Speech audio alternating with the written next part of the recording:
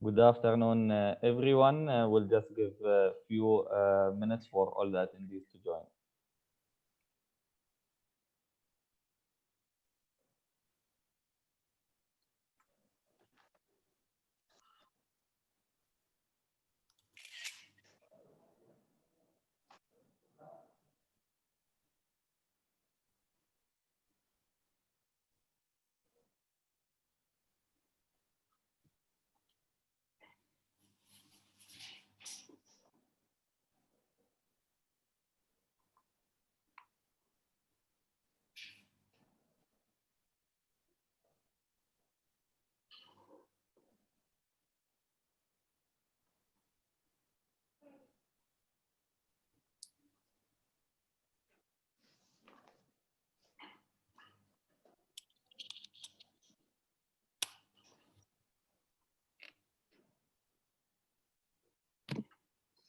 Good evening, everyone. My name is Nofel Tamimi, Project Manager of Networking Series 5.0 event. And with me today, my colleagues, Natalia Sicheva, Manager of Entrepreneurship Department, Faisal Al-Shahi, the moderator of the session, and Project Manager at Entrepreneurship Department, aside with Mariam Al-Mihiri and Kimberly. On behalf of Dubai Startup Hub and Dubai Chamber team and our partners from Virtuzone, I would like to welcome you all to the networking series event dedicated to subject food and beverage.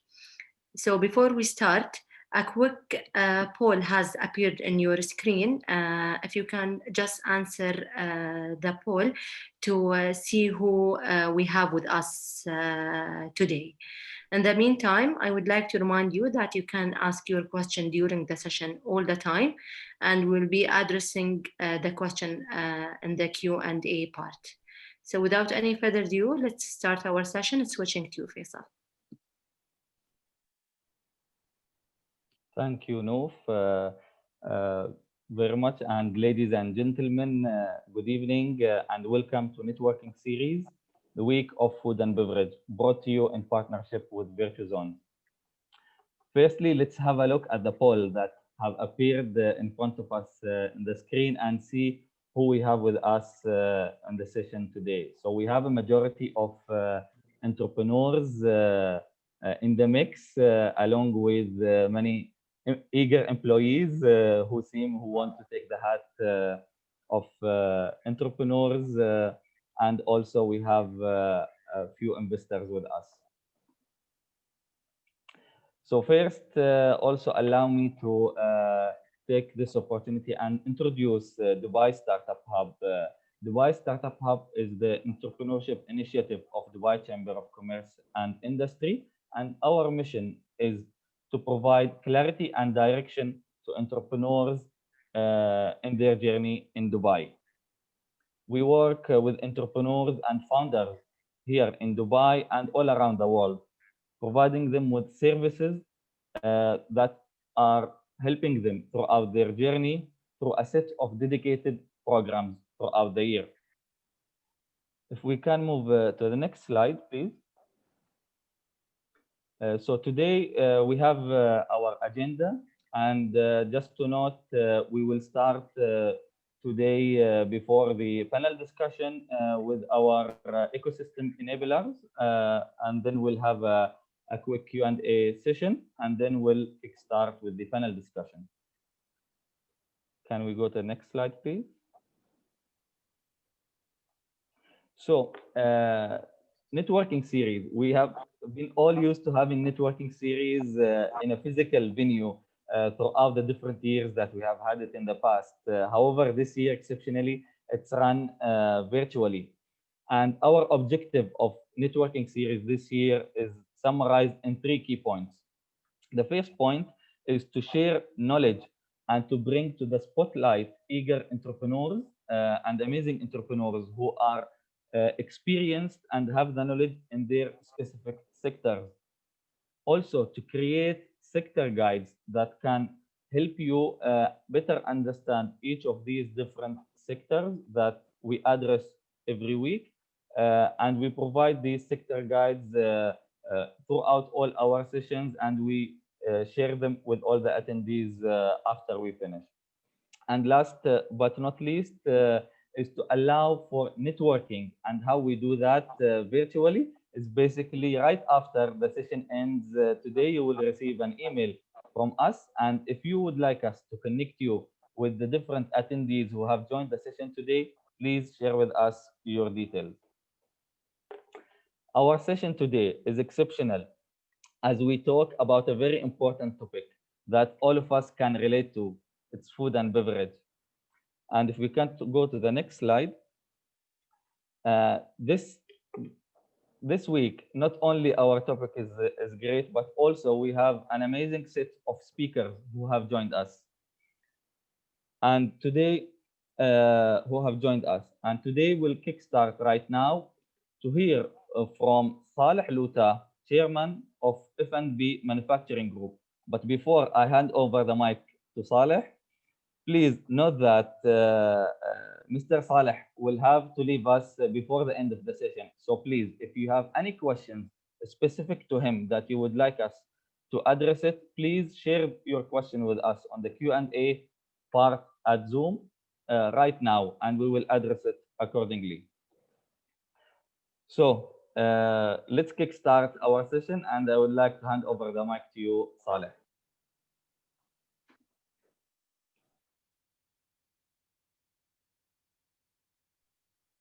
Thank you very much, Faisal, for giving us the chance to be with you in this very interesting virtual zone experience. Let me explain for you. Food and beverage, it's something which is really an interesting sector. I'll give you a quick story of how did I get to the food and beverage in terms of a business, because you don't see many locals go into this field. The story goes back when I've just finished my school from US, came back, met my uncle, who is Haj Saeed bin Ahmed bin Lootah, who just passed away, Allah yarhamah. So when I came back, he told me, Saleh, what do you want to do? I told him I haven't made up my mind. He said, Saleh, go check the companies I have and see where you can start. So I went to Al-Islami Foods, I went to the bank, I went to the construction, I went to the real estate development, I went to the trading. Wherever I go, I see so many other cousins in this field. So I said, let me go somewhere else. When I went to Al-Islami, there were nobody from the family and no other local was in that business. So I said, yes, this is the place I want to be. Food and beverage. There are three reasons why. Because see, food sector is, when I went to Al-Islami Food, it was an area where you can at least add values and make contributions. So this is where I end up being in the food sector.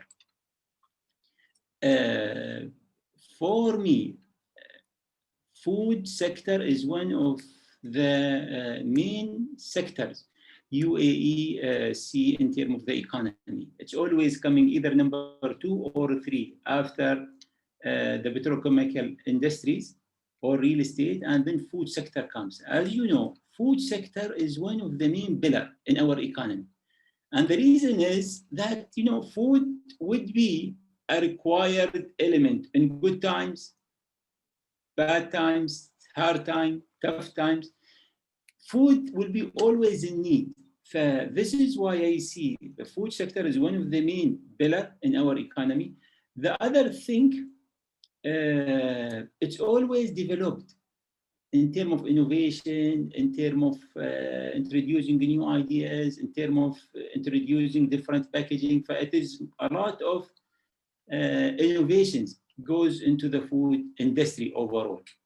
So this is what makes it vibrant, but we have to admit it. We don't have a lot of locals really investing times, or they see themselves in the food industries. So I think this is something because of us. We have not done proper marketing for the food industry overall. And this leads me to where I come right now as the food and beverage group. The food and beverage group, it is established from Dubai for 3 reasons mainly, with 3 objectives. One, to become the voice of the private sector with the government in terms of regulation, in terms of the new rules. We become the voice of the food industry. Second thing is raise the bar. As you know, mashallah, in Dubai, we have the biggest shopping center. We have the tallest building. So our food industry should be one of the main pillar with that standard. And we should really raise the bar in terms of quality, standard, hygienic presentations. The third point is really have a proper synergies between global companies and local expertise and local companies of how can we really get the maximum learning and development from this cooperations. This is what is our role as a food and beverage group. Alhamdulillah, for the last 3 years, we've been very active with all the authorities, really closing the gap between the private sector and the authorities and making sure that all opportunities, all challenges is being addressed by one voice. This is what we are doing in terms of the food and beverage group.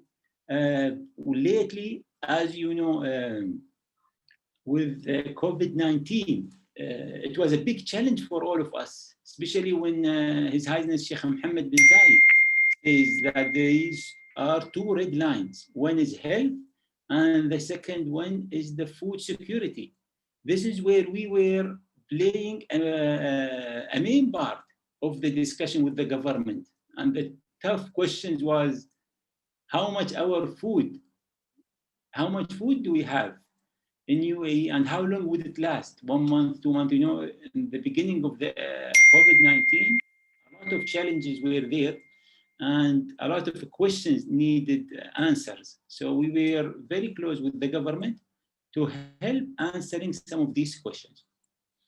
Now, when we come to in terms of the cooperation between us and the government, and especially for the entrepreneurial and the new ideas and innovations, we have the Innovation Lab, which is a new initiatives coming from the Food and Beverage Group, which I can share with you a quick presentation, Faisal, if we have the time. Yes, we have 5 more minutes. We can.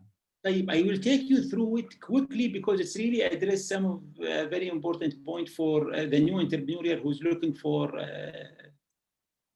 being part of the food and beverage group. Okay, can I share my screen? It's yes. Okay.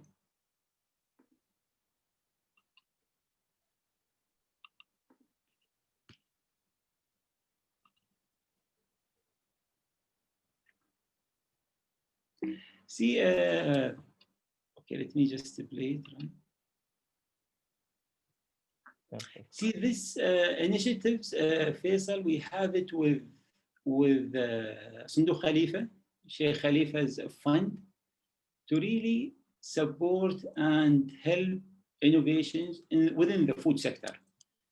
Quickly, the idea is how can we really create this kind of cooperations between the food industries commercially with innovations, with the new ideas, with the new entrepreneurial who have some ideas. So it's really linking both commercial side with new ideas, entrepreneurial innovations. And I really thank Khalifa Fund to really support us in this initiative.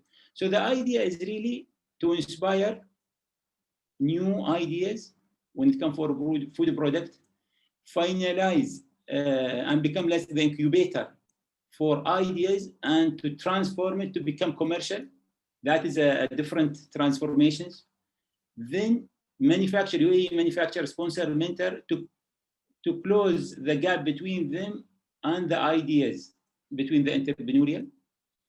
And as we said, create an early foundation for ideations, innovations, and as an ecosystem for the talent we have in the UAE and the food sector.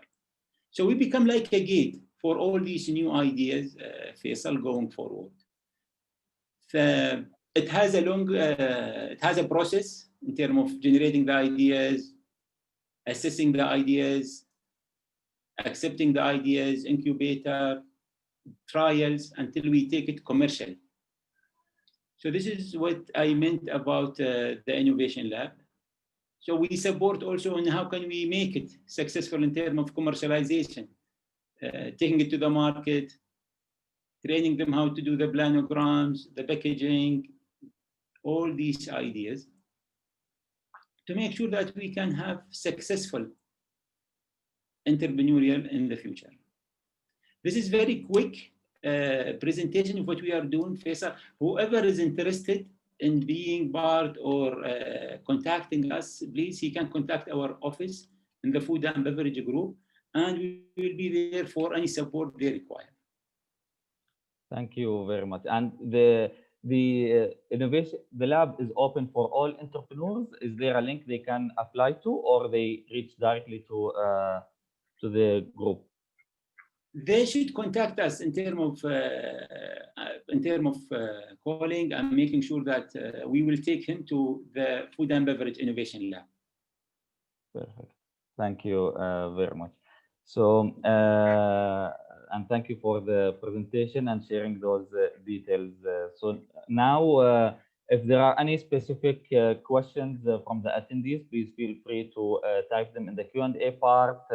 In the meantime, we have received a question 2 days ago before the session start, and one of the attendees have shared with us the question about are there any specific metrics to consider before somebody consider investing in an F&B specific company?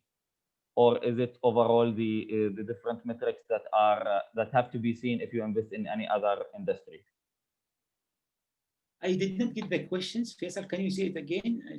So basically, the question is: are there any specific things a person need to consider when looking to invest in a food and beverage company, specifically in this industry, or it's the overall investing mindset when you look at any other company? See, on food, I'll tell you, to be very frank with you, Faisal, food, it requires passionate, it requires proper studies, because you see a lot of, we've been seeing a lot of restaurants opened, I mean, in Dubai mainly. You might be having the most crowded cities with a lot of restaurants lately. A lot of people have, I have to admit, burned their fingers because it requires proper training, skills, patience to be successful and to make sure that you can really make it. And this is what we play as a role. And we don't want people just to go blindly because of flavor of the month. Maybe everybody went to a restaurant, he opened a restaurant, and then he faced realities. Business require a proper planning, preparations, understanding the sector before he went into the business itself and investing. And this is what we do as a food and beverage group. Yeah, definitely. And we have one of the questions that came from one of the attendees, which based on one of the points you just highlighted. Amal is asking, isn't the food and beverage industry is saturated in the UAE market?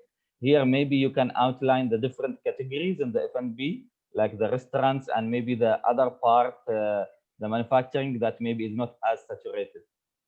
See, in the food and beverage group, food and beverage sector overall, it's big. You're talking about manufacturing, you're talking about trading, you might be talking about a wholesaler, you might be talking about a retailer, restaurant, hotel.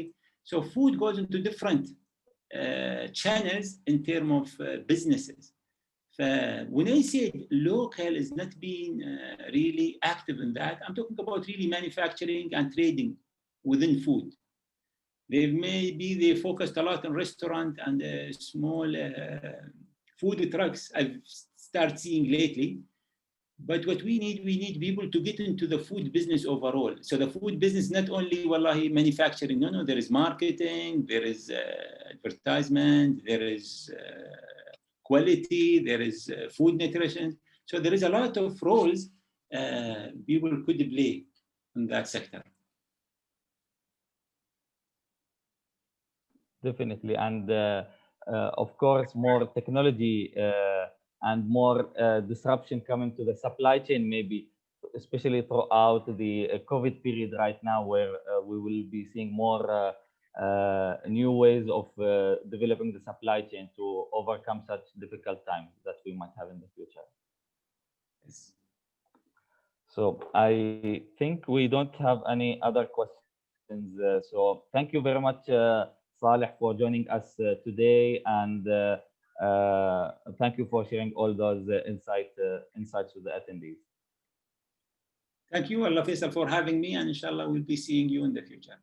Inshallah. Thank you, and have a good day. Thank you. And now we will kickstart with our panel discussion that we have for today. And joining us today, we have two founders and entrepreneurs representing their companies. We have with us today Justin Joseph, co-founder of Project ChaiWala, and Ziad Kamel, founder and CEO of Cloud Restaurants. So let's start by a quick introduction about yourself and the company that you represent, starting with you, Justin. Yeah, thanks, Faisal, and thanks Dubai Startup Hub for hosting this. This is a great initiative.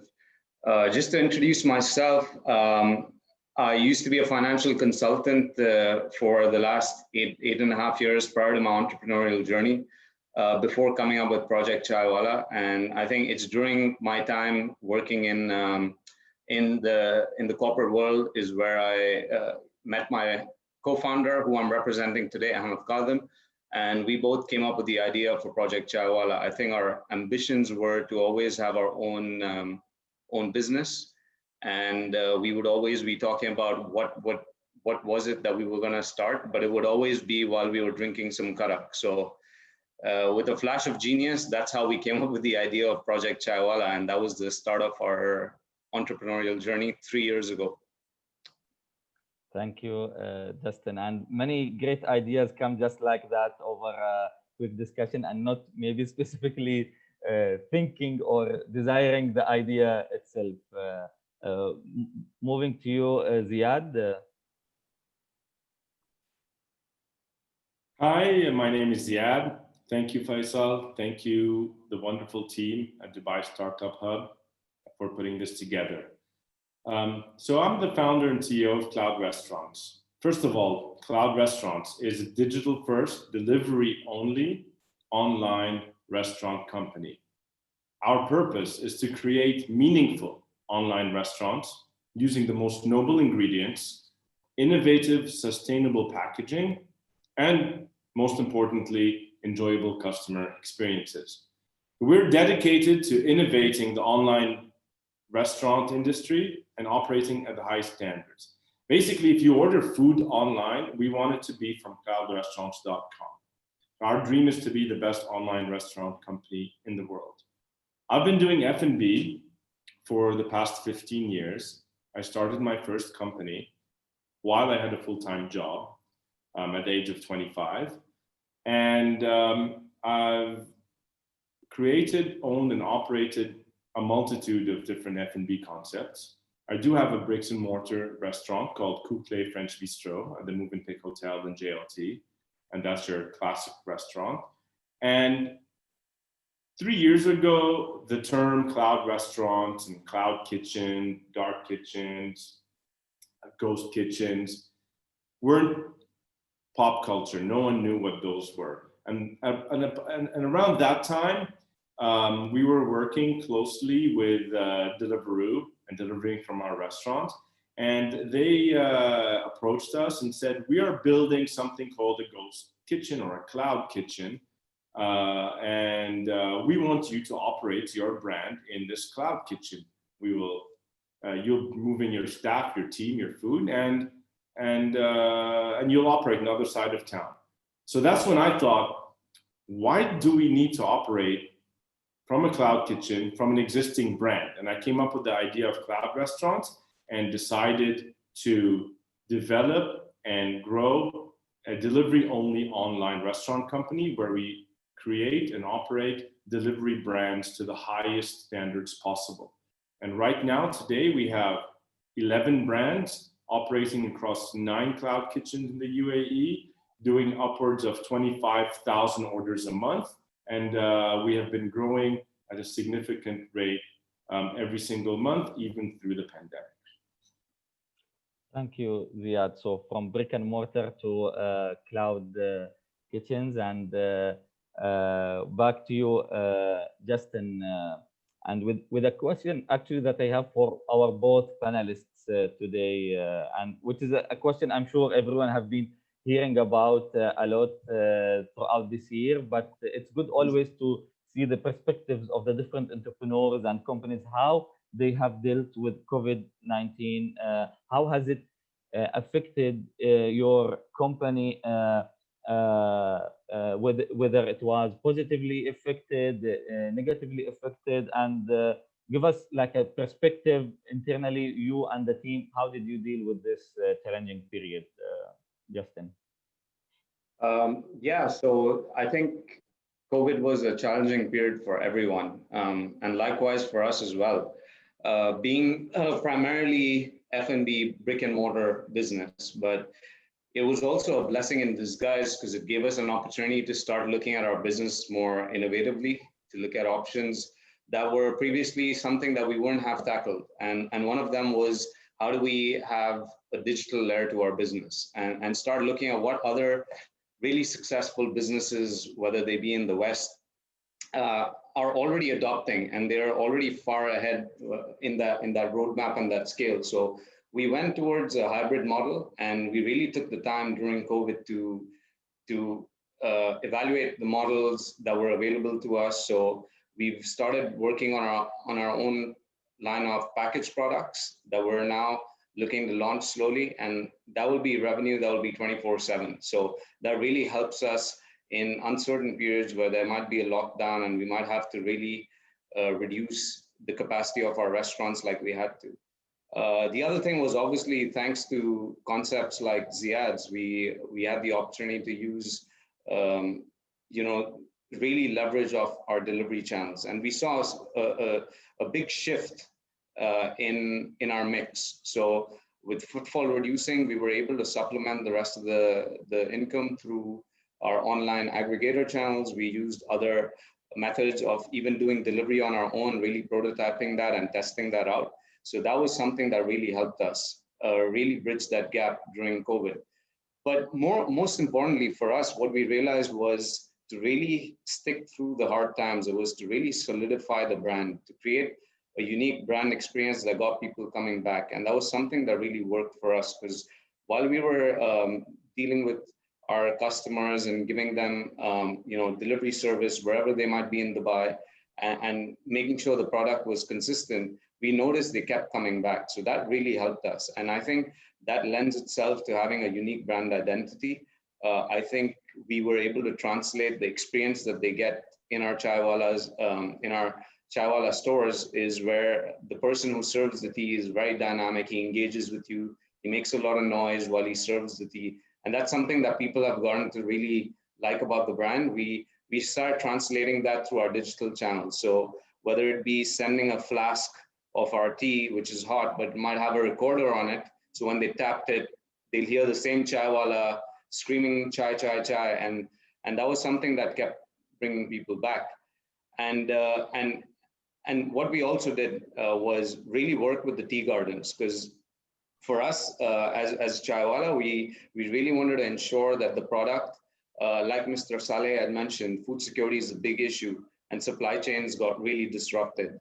Our tea is coming directly from tea gardens in India, and it comes, we have a direct one-to-one relationship, which means sometimes supplies can get disrupted due to weather patterns, and obviously if borders shut. So what we did was really work on the back end and work on technology where we can tap into the inventory of these tea gardens and be able to ensure that we have our source of tea coming through.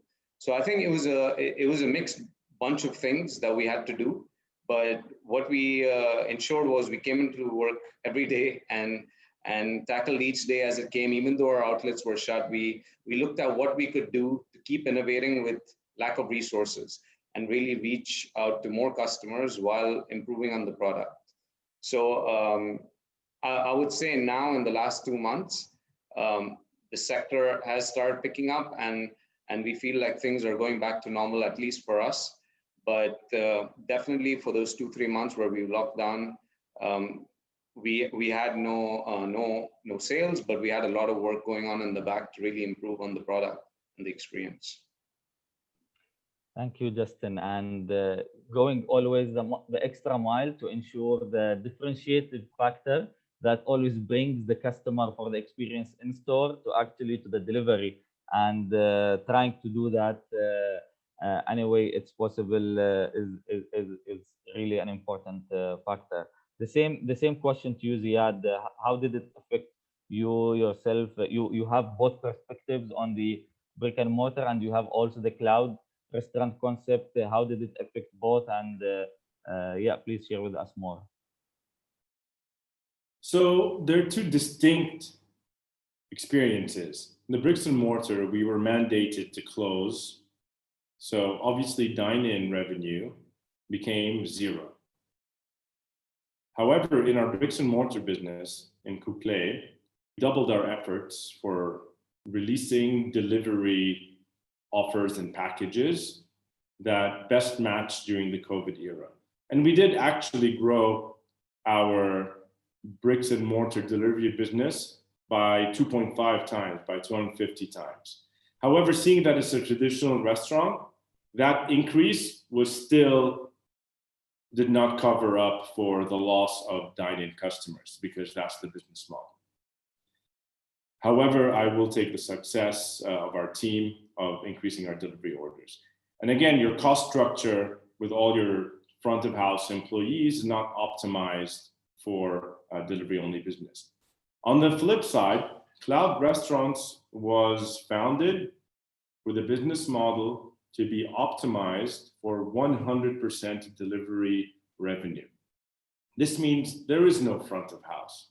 There are no waiters. There are no guest relations, restaurant managers, and all the other stuff, massive rents, all other stuff that comes with your bricks and mortar business. So the business was already optimized for an online world. What ended up happening was that our challenges were the other way around. We saw a big uptake in our business. We continued growing. Since March till October, we increased our order volume by 200%. We managed to grow into kitchens. Remember, food delivery and food service was deemed as an essential item, so we didn't have to close our kitchens. It's a more controlled environment in a kitchen, so we doubled down on food safety and hygiene, on training, on contactless delivery. It was a much more controlled ecosystem. But our challenge was we needed to recruit people, right? Because we were growing. However, recruitment wasn't feasible because visa issuance and moving from company to company and COVID tests at that time weren't really as predominant as they are now. So we were under a lot of pressure, the team. They did a fantastic job. But we continued to grow. We developed new brands in the midst of all of this. We developed a brand called Go Cook, which provided people with our prepared ingredients for those who wanted to cook at home rather than receiving a ready meal. And we provided family packages, right, or family meal plans on all of our different restaurants online, because families were dining in for lunch and for dinner and for breakfast. Everyone was together, quarantined at home. So we addressed the needs of our audience. We continued with the branding. We doubled down on food safety and hygiene, and it was a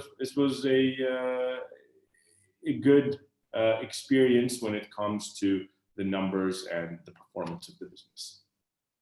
Thank you, Ziad, for sharing that. Not only the positive part, but also the challenges that it comes with. Always, even the increase of demand or the high spike in a very short period of time come with its own challenges to maintain quality of food delivered, to maintain many other aspects. Now back to you, Justin, with my second question. How do you see the future growth for ChaiWala? Is it through continuing the brick and mortar model and enhancing your delivery model, or is it more to going to adoption of concepts similar to the cloud kitchen that Ziad is into? Yeah, I think it's going to be a mix of all three that you mentioned. So when we started off Project ChaiWala, our vision was always to create something that we could scale and scale by both physically and digitally. And so right from the get-go, we had taken a very lean approach to our physical outlets. They are necessary for us because what we're trying to really provide to the customer is an authentic product, an authentic brand, and then all compile that into an authentic experience, because that's really central to what we're trying to do with Project ChaiWala. But having said that, we also realize that there are limitations to scale when you want to scale physically. There's also a massive cost burden that comes with these. So we've been very smart as to the models we've used. We have a central hub and spoke model where we have a central kitchen that supplies to our outlets, which are spreading all over the UAE. But there's very little cooking done within the store other than our teas, which does not require a hot kitchen. So that really reduces the upfront cost that we have to bear. And then looking forward, like I mentioned before, we are now focusing on getting into tea from a wider realm by even packaging our teas, which we're sourcing from all over India, from Sri Lanka, and soon some blends from South Africa as well. So this, we believe, is the future. It's having that customer journey from that physical touch point of being in the store, being able to deliver that same goodness of tea through a delivery aggregator where we sell, where we send them freshly brewed tea from the store to their houses, but also being able to sell packaged tea where they can make tea on their own, whether it's a blend of teas or whatnot. But also, I want to highlight, like when we started this, both Ahmed and I were very keen on creating a unique brand. We always hear about people bringing brands from the US, from the UK, from Australia down to the UAE. And we wanted to create something that was inherently UAE, but be able to take this and export it to the West. Hence, we've been really working hard to get the model right for a scalable model that can be easily plugged into a London. It can be easily plugged into a New York. And we really believe that tea is going through a reckoning similar to how coffee went. There's been a third wave of coffee. Tea is still the most consumed beverage in the world, but we want to give good quality tea back with a brand experience and have that brand identity tied into it. And hence, we see our future being continue to grow in the UAE, but more cautiously and being more careful about how we expand our physical footprint. But at the same time, very soon starting to deliver our packaged products and accessories within the wider GCC and the West. And that's something that we've really lent our time to over the past few months, really working on the digital platform and the systems that we need to have that vertically integrated channel straight from the tea garden to the consumer. So I think that's what our future looks like for the next 6 to 12 months. Thank you, Justin. Very, very big ambitions. And as we have seen with coffee, lots of companies who we have never thought they would go to the packaged and the home prepared model have gone through that. So we are seeing that also with tea. Now back to you, Ziad, with my last question before we open up the floor for the attendees to actually hear from them, and we would like to give them as much time as possible. How do you build the consumer trust, specifically in your cloud restaurant model? Being a cloud restaurant, people cannot see actually the restaurant itself, feel the brand, or even have maybe a kind of idea about how hygienic is the process of preparing the food. So how do you deal with that? Great question, Faisal. So I would like to say that the human element is missing in any online channel, right? But that doesn't mean that you can't create a strong online brand. In a restaurant, you are generally handled by personalities from the moment you enter. So your moment of truth is when you call the restaurant, and then when you're greeted with the greeting team, and then seated, and then your waiter comes, and then the manager might come and visit you. So there are all these moments of truth and contact point with real humans. And that's when you start creating an emotional attachment or repulsion to a specific restaurant. So a lot of the times you'll go to a restaurant because of that feeling, of that relationship. And sometimes you might choose a restaurant because of that, despite the fact whether you think their food is the best option for you. But that in a typical restaurant, very few people will actually see or be exposed to the process of the back of the house, of the cooking and the kitchens. So there are very few open plan kitchens, so the trust is really built based on a personal level. Some kitchens are super clean, super efficient, run with the highest standards of food safety and hygiene. And as we all know, others aren't. Now, when it comes to cloud restaurants, building trust is a challenge, and it's one of our missions. Our moments of truth start on an app. So our brands are on all the delivery apps, on Deliveroo, Careem, Zomato, and Talabat. So the moment of truth starts there. We start with our branding, with our photos, the way we speak, the way we present ourselves online. And then what's very important is the customer journey, right? So we work with the partners to ensure believability and in the time promise, right? So there's the first step, the time delivery promise. Secondly, when you receive the food, it should look almost exactly the same as the photo that you selected on the app of your choice. There shouldn't be a gap, right? And a lot of restaurants will have that gap. They'll photograph it in a different setting than how you receive it.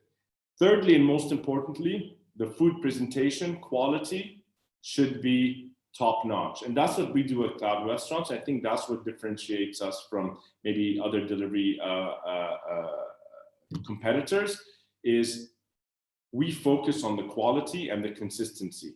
And I feel that in that way, we can build trust and we can build a relationship with our customers. When we receive the food, everything is thought of, the packaging, the sustainability of the packaging, the way it feels, the way it looks, the way the food sits in it. And then of course, the food quality. We have an R&D kitchen where we continuously R&D what kind of food travels well and how to best present it to customers. So I come from a background of French cuisine discipline, which uses noble ingredients and incredible preparation. Our chefs are all hired from 5-star restaurants, and then we optimize this discipline of quality ingredients and quality preparation into delivery. And that's what I think has made us successful so far.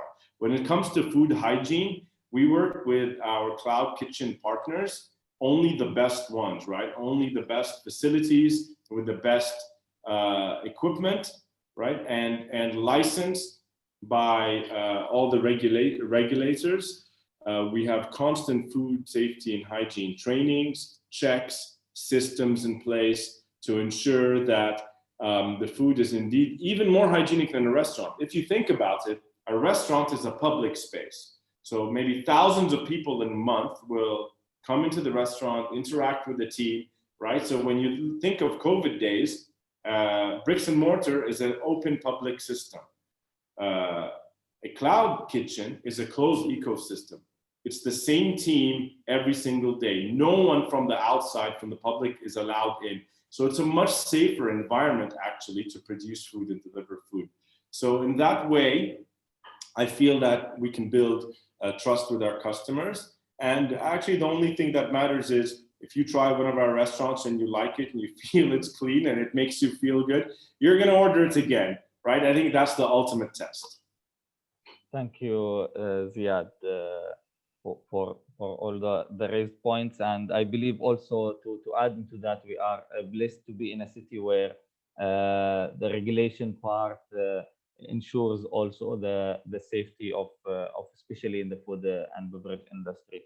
So right now, let us go to our audience and attend these questions that we have.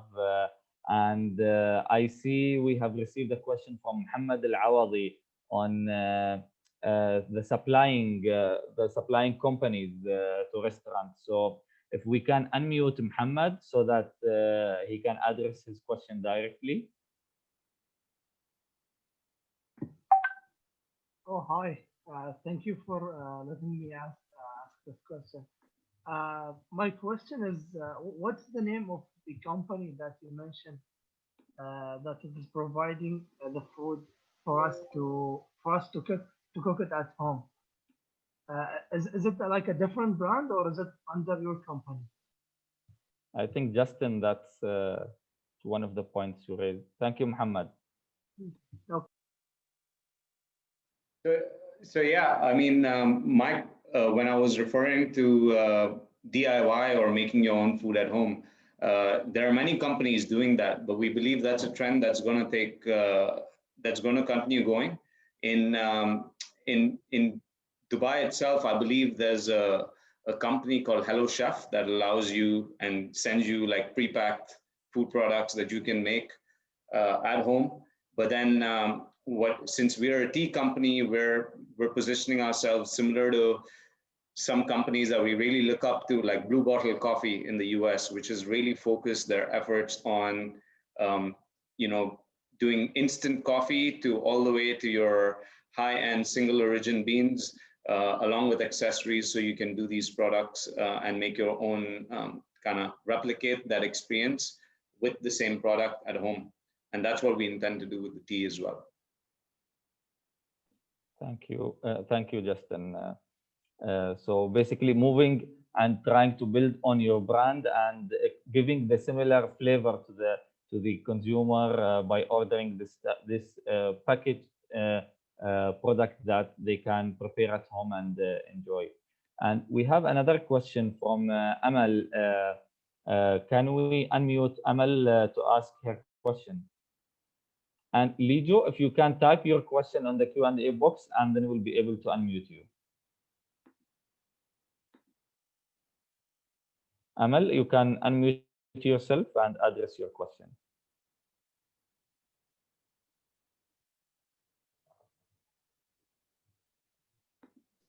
Hi. Hi, Amal. Hi. No, I was asking about the chatfood.com, but Ziad explained it further, so I realized that it is not the same concept because there is a link. It is similar to Talabat and Zomato that does the delivery, but it doesn't have an application on its own. It's like a link, and then you follow it and deliver from different restaurants.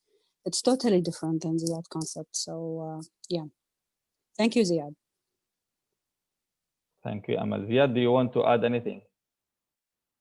Amal, thank you. I think you answered your question beautifully. So yes, Chatfood is a platform, a technology platform provided to restaurants who want to set up their direct ordering, right? So it's the technology platform. So if you're a restaurant and you want to have direct ordering rather than working with the aggregators like Zomato, Talabat, Deliveroo, and Careem, then you sign the agreement with Chatfood, and you'll receive the order as a restaurant and fulfill the order, and they will fulfill the delivery with their third-party delivery as well. So it's just another channel that restaurants can use. Thank you, Ziad. So in the meantime, until we receive additional questions from the attendees, I think we have also a very important aspect maybe we didn't cover is the role of technology. And back to you, Ziad. I think especially in your model of your company, you have the aspect of technology plays a big role. If you can elaborate more on that and what goes actually in the technology side in the back end, what we don't see as consumers. So the entire cloud restaurant and cloud kitchen space is food technology, right? Let's make no mistake about it. We are in the food tech business. The product is the food, the content is the food, but technology plays a massive role. Most of the orders in the UAE, I believe in the UAE at the moment, there are 500,000 orders fulfilled every single day. That's the number, right? 500,000 orders a day in the whole UAE on all the platforms. So that's a big number, and that number is predicted to rise and continues to rise. And we can see it reaching several million. Technology plays a huge role. The aggregators have spent billions of dollars building the technology platforms. Companies like Deliveroo, companies like Uber Eats, which is now Careem as well, they've spent billions and billions of dollars just to develop the technology part of their business, right? They don't cook the food. And some of them don't deliver the food, it's just tech. So tech is important. Tech creates a marketplace for people. So there's a marketplace tech, and then there's the logistics tech as well, right? When the delivery, radius calculation, time calculations, when you get your food, driver tracking, all of that. And then even the back end, technology plays a massive impact on our business. Inventory management, supply chain management, par level management, logistics, all internally. All of this is run by tech, and the tech is changing every single day. And then there's tech to control the tech, right? When a cloud restaurant like us, we get orders, let's say for 10 brands on 4 aggregators. Imagine that's 40 screens, right? Or 40 different modes to receive orders from. It becomes physically impossible to do it by a human. So then there's tech companies that consolidate and aggregate the aggregators and create a one system to control all of this. And so some players in this cloud kitchen, cloud restaurants are focusing on the technology. Others are focusing on the logistics. Others are focusing on the cloud kitchen infrastructure. And what we do is we focus on the product that holds this entire multi-billion-dollar industry together. The humble sandwich, or the humble bowl, the humble shawarma, the humble wrap, because if that's not good, the entire thing crumbles. So that's what we do as cloud restaurants. We ensure the product is amazing and is optimized for this ecosystem. Thank you, Ziad. And before we end our session, let's unmute Lijo for the last question for our session today. You can unmute Lijo, and Lijo, please introduce yourself and address your question. Yeah, hi, Sia, sir.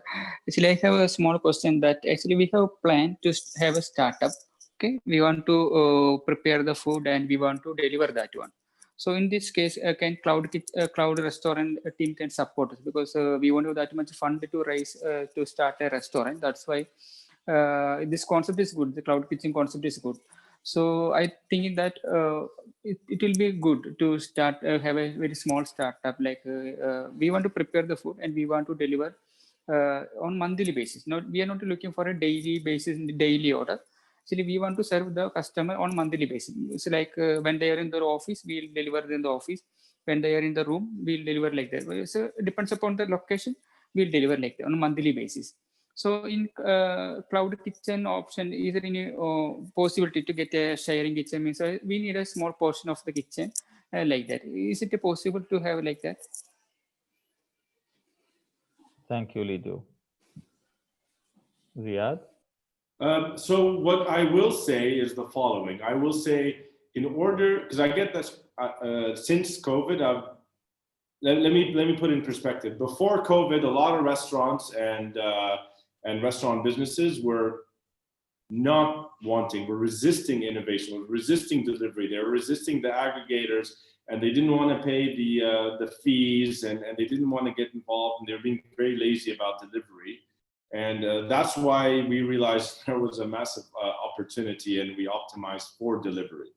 Now, after COVID, I think on a weekly basis, several times, whether friends or network, people have asked me, I have a plan for food delivery. I want to start up. What can I do to start up? And it's a very good question. Now, I think a lot of people underestimate the amount of time, energy, and effort it takes to do so. And the process of going from ideation to business plan is very important. And that does not cost you anything except your time, right?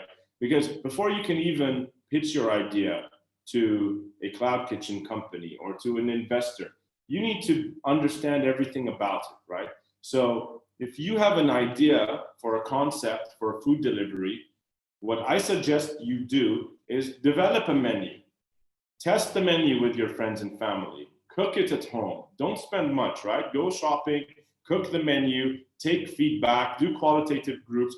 And if you truly believe that you have a menu or a concept, you need to have a brand name, right? You have to have the name of the concept, you have the costing, you need to know what kind of pricing, you need to know who your competitors are. All of this doesn't require money. It requires your time and your energy.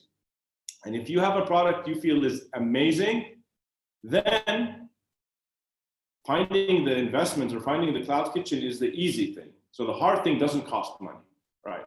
Finish that first, do your own homework, get your deck sorted together, get your menu sorted, get your pricing, get your product. So for example, you're pitching to Faisal, you will say, Faisal, I'm gonna send you dinner for the next 3 days. I want you to let me know what you think of it. Will you pay money for this? That's what you need to do to your friends and family first. And then if the product is viable, you go on Google and you put cloud kitchens in UAE, and you can find the whole different range of rental agreements or revenue sharing agreements that you can do in fully fitted out kitchens. Again, that won't cost you a lot of money. But again, finish the product first, do your business plan, and then doors will open. And Ziad, does Cloud Restaurant specifically do this service for other concepts, or you focus only on your own private label concepts? Yeah, we do not consult or create brands or operate brands for third-party operators. All of our brands are created and operated by us for us. So it's our own brand. Okay, but as you have shared, like there are a number of companies who provide such service that entrepreneurs can reach out to. Yeah, so what I would say is, like, there are companies that provide cloud kitchen facilities, right? So you can go in and have a turnkey solution, have a kitchen fully equipped. All you need to do is move in your team. And there are even cloud kitchen operators that provide you with the operating team. All they need is your concept, your recipe card, and your menu, and they'll do it for you. But they need to be convinced that your concept and your recipes and your food will generate orders. So it needs to be viable. So you need to do all of that before, and then you can find the correct partner to take your product live. And those are the cloud kitchen companies. Thank you, Ziad. And Justin, any final words you have or any last thoughts to any of the questions that have been addressed you want before we end the session? Yeah, just to add to Ziad's point about the role of technology in the future of F&B, I think it's been something very key for us. Our third hire after hiring a marketing person was to get a data engineer, because even though we're selling tea, we're still collecting customer data, and we use it to really understand our customers better, to really enhance like the offering we propose. So if we know they like a certain product, when they come to our store, how can we reach out to them when they're sitting at home through our digital marketing to offer the same product. So I think technology is definitely important, and it's something that cannot be ignored even for brick and mortar businesses. Some of it is necessary and just optimizes your businesses and really reduces costs, but some of it really helps you grow and scale. So anyone looking to start an F&B business should always keep technology in the back of their mind. Thank you, Justin. Ziad, any last advice? Well, look, last advice, because the title of this, like how to start an F&B business, right? So anyone watching here who was always dreamt of doing it, just be aware of what you're getting yourself into. It is a tough industry. It's not a 9 to 5. It's 7 days a week. You never close down. It's tough. There are many moving parts. However, the most important thing is for you to be convinced of your product and your business plan, and then take the leap of faith and get it done. Know that there are going to be some hard days, and I'm sure Justin can also share his comments on that. There are going to be a lot of hard days, and perseverance might take a few years. But if you really put your energy and your heart into it, you will have a better chance to succeed. Thank you, everyone. Thank you to Ziad, Justin, for joining us today. Thank you to all of you, our attendees, for joining us, engaging with us with your questions. We look forward to definitely have you in the following sessions. Now I will pass over the mic to Noof before we close the session. Thank you. Thank you, Faisal. Thank you, everyone, for attending the session today, and a special thanks to our speakers, Ziad and Justin, for being here with us today. Please be aware that we will be sharing after the session the sector guide, which Faisal has mentioned earlier, aside with a short survey where we would like to hear your feedback. Have a great day, everyone, and don't forget to sign up for the next session if you are interested to hear more, to hear some talented stories from our entrepreneurs. Have a good night. Thank you. Thank you, everyone.